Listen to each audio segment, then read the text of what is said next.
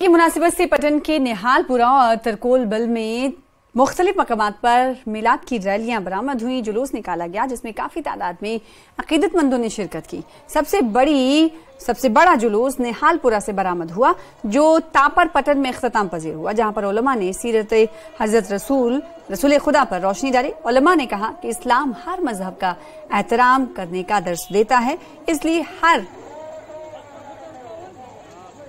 लोगों का एहतराम करना जरूरी है।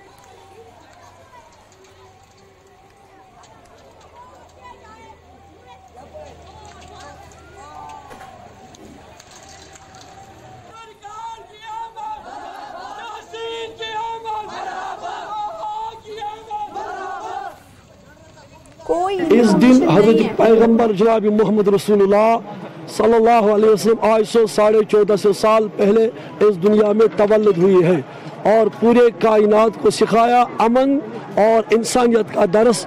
तो इसी नबी के हवाले से हम आज नाते और दरूद गुमाते हैं।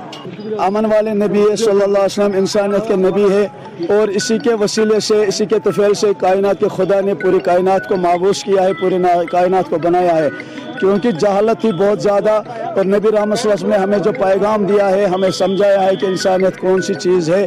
तो आज हम भी ये दिखाना चाहते हैं कि हमारे आका सल्लल्लाहु अलैहि वसल्लम 1400 साल पहले जो पैगाम लेकर आए थे, आज उसी का दिन है।